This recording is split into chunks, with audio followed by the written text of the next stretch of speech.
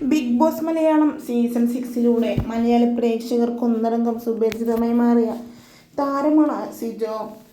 Big ബോസിൽ വെച്ച് സിജോക്ക് നേരെയുണ്ടായ ആക്രമണത്തെ തുടർന്ന് സിജോ നിരവധി പ്രശ്നങ്ങളാണ് ബിഗ് ബോസ് അവസാനിച്ചിട്ടും നേരിട്ടുകൊണ്ടിരിക്കുന്നത്.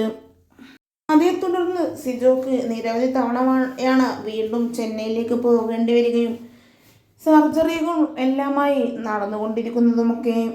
എന്തായാലും ഇപ്പോഴിതാ സർജറിക്ക് തൊട്ടു മുമ്പ് ലൈവിലെത്തിയിരിക്കുകയാണ് സിജോ. തൻ്റെ ഇപ്പോഴത്തെ അവസ്ഥ വ്യക്തമാക്കിക്കൊണ്ടായിരുന്നു സിജോ ലൈവിലെത്തിയത്. തൻ്റെ സർജറി നടക്കാൻ മുമ്പാണ് താൻ ലൈവിലെത്തിയത് എന്നും തൻ്റെ അവസ്ഥയും എല്ലാം തന്നെ വ്യക്തമാക്കിക്കൊണ്ടായിരുന്നു സിജോയുടെ ലൈവ്.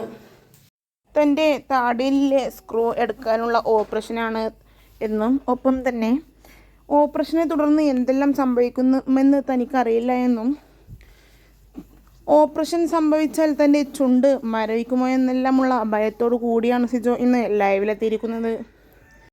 തൻ്റെ അമ്മയാണ് തൻ്റെ കൂടെയുള്ളതെന്നും എന്തായാലും തൻ്റെ സർജറിക്ക് കയറാൻ പോകുന്നതിന് മുമ്പ് എല്ലാവരുടെയും പ്രാർത്ഥന വേണമെന്നും പറഞ്ഞ് സിജോ ലൈവിലെത്തുകയായിരുന്നു.